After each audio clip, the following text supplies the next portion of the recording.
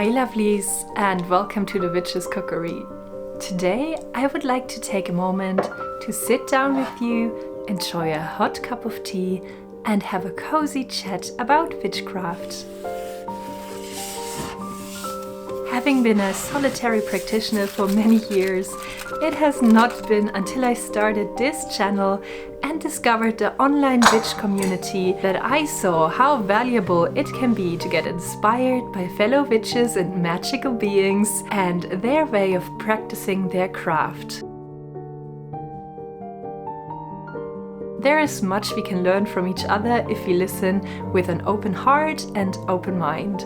So in this cozy chat, I would like to share more about my personal witchcraft practice and learn more about your way and beliefs. So feel invited to comment more about your life as a witch and share some of your answers with this always lovely, kind, respectful and supportive community down below.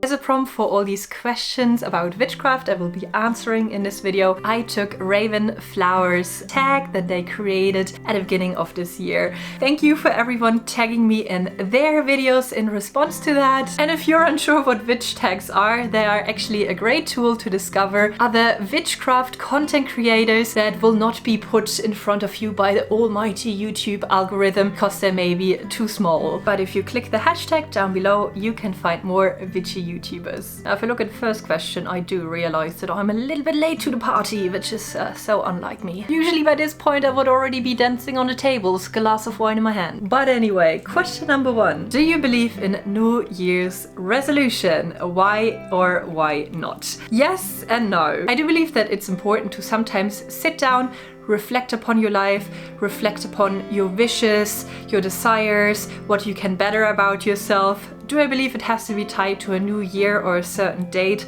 Certainly not. I feel, first of all, that gives you excuses to postpone things you should be working on, and also it puts too much pressure on one certain time in the year where you suddenly want to change everything. Not a fan of the new year, new me at all. What I like to do is to break it down in actionable steps throughout the year, and I do work with seasonal energies, meaning that with the rural holidays, the wheel of the year, I will also have certain reminders and stations where I revisit certain topics that go with that mood, with that seasonal energy. Imbolc, for example, for cleansing, new beginnings, Samhain for remembrance, getting ready to retreat, do some reflection on the inside, Mabon for showing gratitude, celebrating the winds, the harvest that my endeavors throughout the years delivered. But in general, I'm a big fan of several manifestation methods to reach certain goals or aspirations, resolutions. And I did film an entire video on the topic in case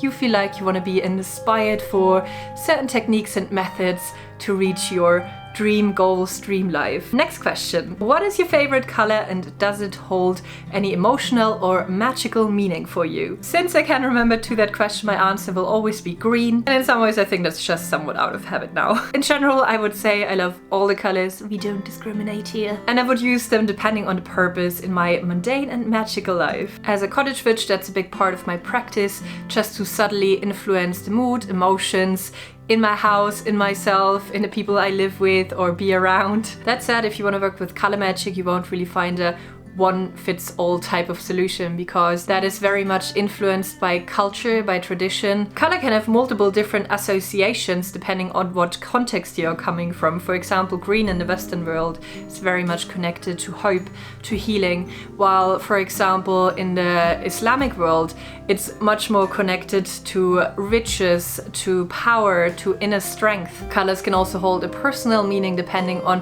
your memories or your association with a certain type of shade. And of course we have color psychology often used in the business psychology, for example, or in advertisement, where certain colors are known to evoke certain emotions or reactions and behaviors in people and can therefore be used. Also a very valuable tool to know. So yes, I do use colors in magic. Green is just very calming to me. It reminds me of nature, so I do bring a lot of houseplants and flowers into my home. I also like calming, orangey, warm, golden lights to just make it more inviting or cozy for my personal taste. Question number 5.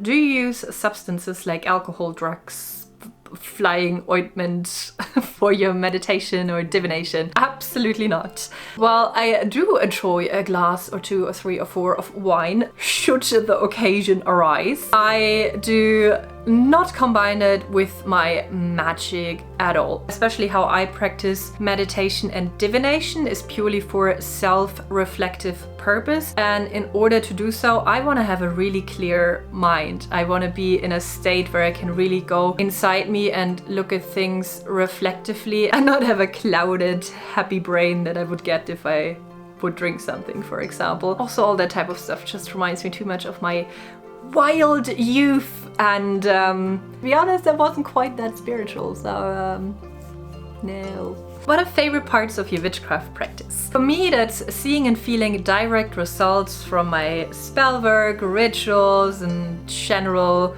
ways of practicing. As for me, my magical practice and my daily life are not really separated, it's like meshed together. I really enjoy incorporating little things in my daily routine. Meditation, oracle card pulls in the morning, sitting down with a candle, stirring my intentions into stuff. That just powers me through the day. That gives me a lot of pleasure and a lot of happy energy. And then of course I do big things when I want to manifest really big outcomes, and my favorite examples are my magically crafted vision boards that I use for that really helped me to get where I wanted to be. For example, making this my full-time job, getting book deals, getting my body and brain less stressed out in order to have a further healthy pregnancy, making the idea of forming a community with magical and witchy retreats for the holidays a reality. If I see that come together and know what I put in from a magical point of view to fuel my mundane efforts, it's just really awesome to see how well that works. What is the least favorite part about your practice? Seeing that I do a lot of kitchen and cottage witchery, it's probably the cleanup after cooking or crafting something. I don't really have anything in my craft that I would consider unpleasant, because then I would not incorporate it into my life. Of course, there are things that by nature are a bit more uncomfortable or harder, like shadow work, for example. If you really have to sit down and take a hard, good look at all your faults and stuff, that's maybe not the most pleasant experience. However, if I see like a necessity in it, or if I see that it will really help me out in long term, I like to do it. I wanna do it. So it's not a disliked part of my practice. How has my practice grown over time? I still do mainly the things that I did 20 years ago when I started on this path, meaning a lot of very simple things: kitchen witchery, journaling, meditation, visualization, and it works wonderful for me. Since starting the channel, I have incorporated more tools, just because I also show here on the channel how to craft special tools, so of course if I then have them, I will also use them. And I feel with the years it has established more in a routine, so that I really incorporate my witchcraft practice in my morning routine and my evening routine throughout the day without necessarily having to think about it or make special time for it. And now with having a little bit of experience in different types of practices, if I have some problem, some issue in my life that I want to help along with a bit of magic, it is easier for me to know exactly, oh, I could do this, I could do that, without like having to make up an entire spell, ritual, or thing in my head. Name shows or movies that inspired you in your craft. None. As a child, I actually mainly grew up without a TV. I was not really allowed to watch TV. I was reading a lot of books, basically living in the library. If you watched other Q&As with me, you will also know that I grew up in a religious family. So as a child, I did believe in some form of heaven, and I always thought heaven would look like a library filled with books that you haven't read yet. That might come as a shock to some. I've never seen The Craft, I've never seen Bewitched, I've never seen Practical Magic, I've never seen Charmed, I've never seen Buffy. I do think that's not witches though, I think that's vampires.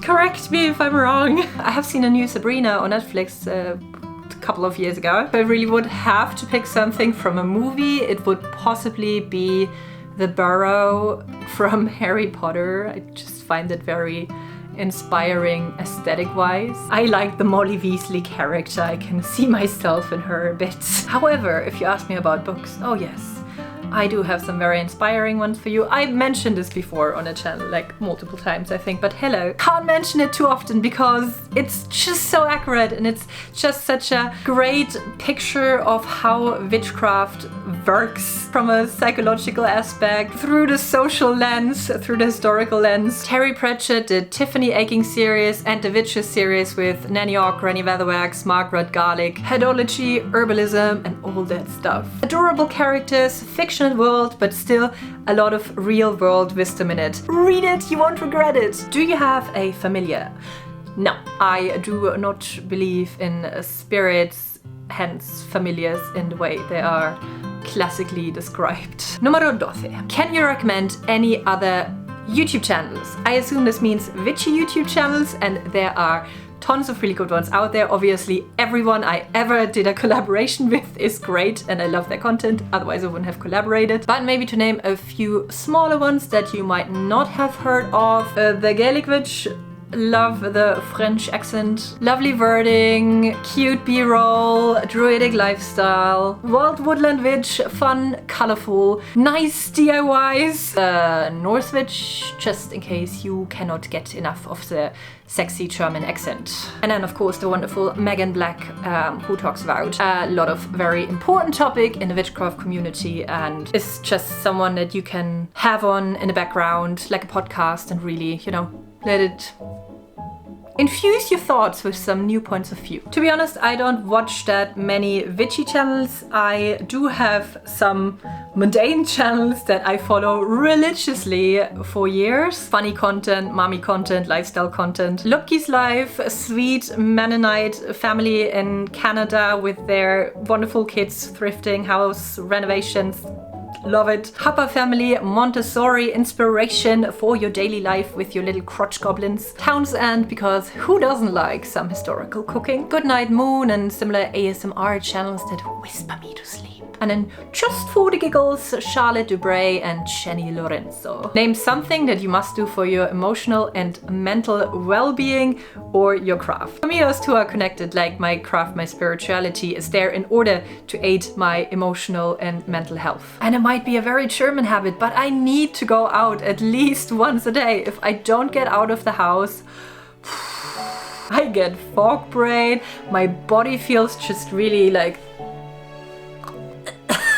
I just don't feel good. Lately I have a lot of things to do, so I didn't have time to do that regularly and I can feel it. My stress levels are rising, I feel a bit disconnected. I just need that to go outside, feel the season, feel the energies, feel the sun, feel the wind, feel the rain. After a walk my head is always clear, I feel more grounded and I just feel revived and full of inspiration and new energy. What started as an obstacle but now is a blessing. I don't want it to come across as insensitive, but for my personal life, the pandemic, even though yes, it came with a lot of struggles and with a lot of hardship and losing my job and like not being able to meet anyone here in the new area we lived, all that jazz. It still switched my life around. I started this new career, started creating, being creative on the internet, sharing my practice with other people, finding fellow witches. So that is something that I am actually really grateful for. It kind of forced me into a different direction that is a bit more wholesome and lets me explore a different part of my creativity.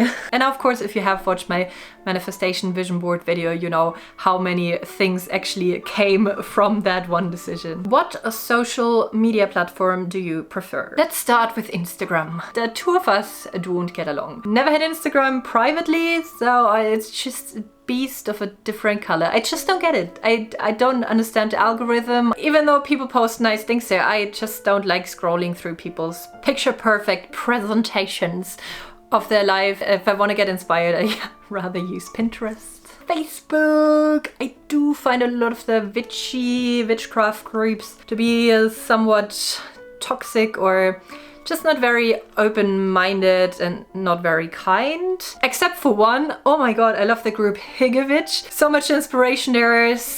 such lovely people, and also the group owner, like she just like every time she posts, I'm like, oh, I want to be your friend. I also now made a group for my patrons, which of course are all wonderful people, so that is also something I like. TikTok, what a time killer. Had to delete it from my phone. It's just like got like carpal tunnel from switching up. Almost reminds me of my Tinder days. I mostly get sucked into funny content. I don't vibe with Witchtok at all. Due to the short form content, everything has to be very compressed. So I do feel it's problematic in terms of presenting information as if it was a fact, or people might perceive it that way. So I do think it causes more issues in the community that it brings benefits, especially for beginners in the craft. So it's a no from me. I do love YouTube though. I'm into inspiring educational content, and for that you need a little bit more of a longer format, I feel, and that's what YouTube can give. I like to watch long vlogs. I like to listen to someone talk about a certain topic while I'm cooking, and I do love to create on here. What is missing from the witchy community? I will answer this question in relation to the online witch community.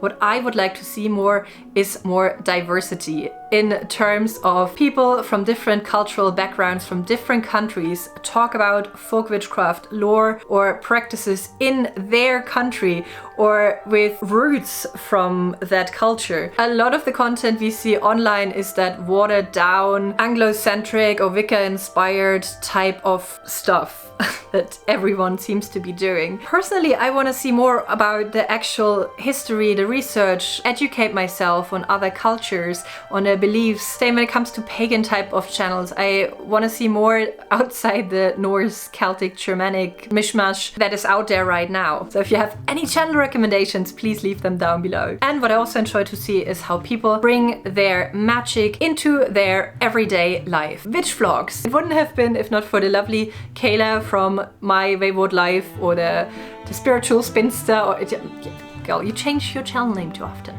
That inspired me to do those types of vlogs and show more about how I do that, because there's just a lack of that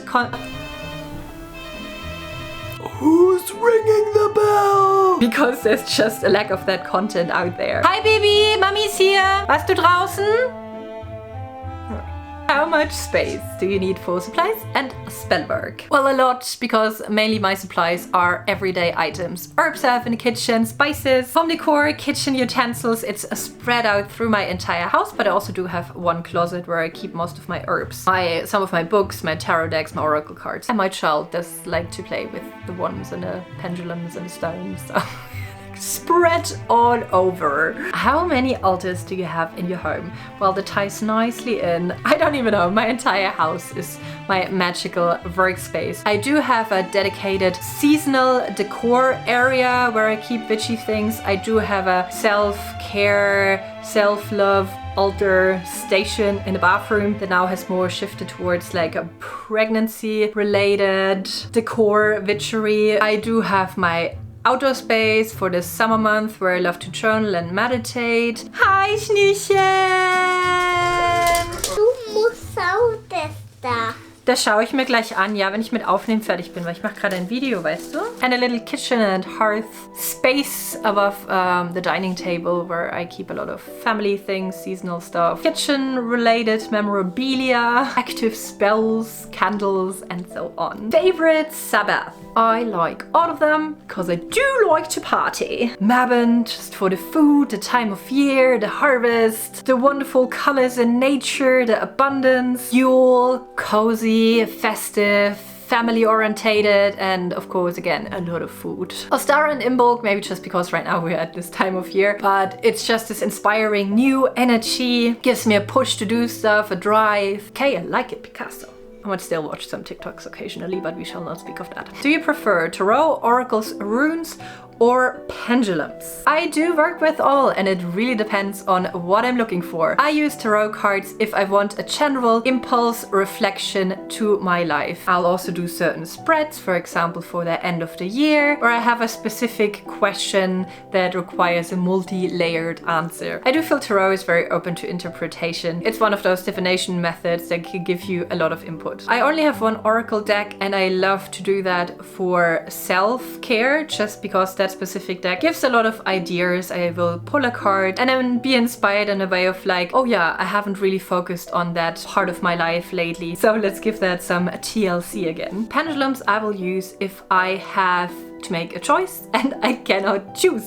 Because I find it's a wonderful way to tap into your subconscious and tell you what you actually want, because your body reactions don't lie. If you hold that little string, even if you think you're not moving it, your brain will prefer one answer over the other, and it will make you move your hand in a way for that pendulum to give you a good answer. And runes are another tool that I use for more straightforward answers. While they still leave a lot of room for interpretation, I feel they're much to the point of a certain topic. Tarot gives you more of a general energy type of reading, and runes give you more of a this is the topic, now deal with it. Are you out of the broom closet? Why yes, I do make witchcraft videos for a living, so somewhat open on the internet. However, I do have to say, outside of YouTube in my real life, I do not use the term witch to describe myself. It's purely for social media, so the almighty algorithm can put these videos in